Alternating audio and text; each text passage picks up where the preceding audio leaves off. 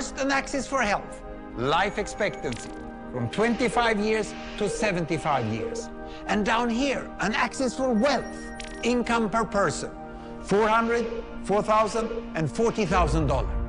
So down here is poor and sick, and up here is rich and healthy. Now, I'm going to show you the world 200 years ago, in 1810. Here come all the countries. Europe brown, Asia red, Middle East green, Africa south of Sahara blue, and the Americas yellow. And the size of the country bubbles show the size of the population. And in 1810, it was pretty crowded down there, wasn't it? All countries were sick and poor. Life expectancy were below 40 in all countries. And only UK and the Netherlands were slightly better off, but not much. And now, why start the world? The Industrial Revolution makes countries in Europe and elsewhere move away from the rest. But the colonized countries in Asia and Africa, they are stuck down there. And eventually, the Western countries get healthier and healthier. And now we slow down to show the impact of the First World War and the Spanish flu epidemic. What a catastrophe!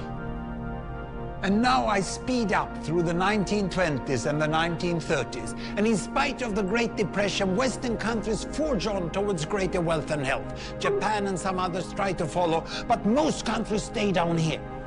Now, after the tragedies of the Second World War, we stop a bit to look at the world in 1948. 1948 was a great year. The war was over, Sweden topped the medal table at the Winter Olympics, and I was born.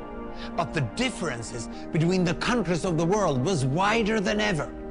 United States was in the front, Japan was catching up. Brazil was way behind, Iran was getting a little richer from oil, but still had short lives. And the Asian giants, China, India, Pakistan, Bangladesh, and Indonesia, they were still poor and sick down here. But look what is about to happen. Here we go again.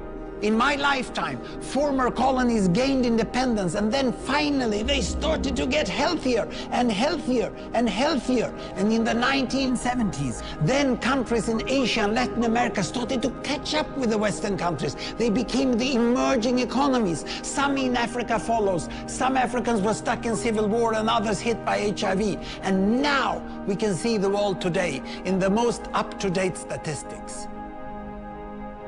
Most people today live in the middle, but there are huge differences at the same time between the best of countries and the worst of countries.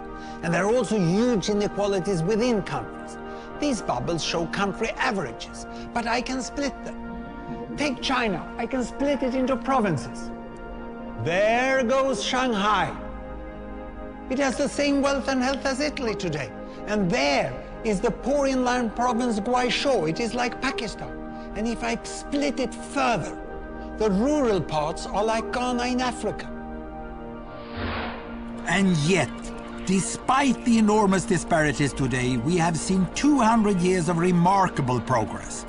That huge historical gap between the West and the rest is now closing.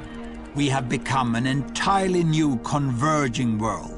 And I see a clear trend into the future. With aid, trade, green technology and peace, it's fully possible that everyone can make it to the healthy, wealthy corner.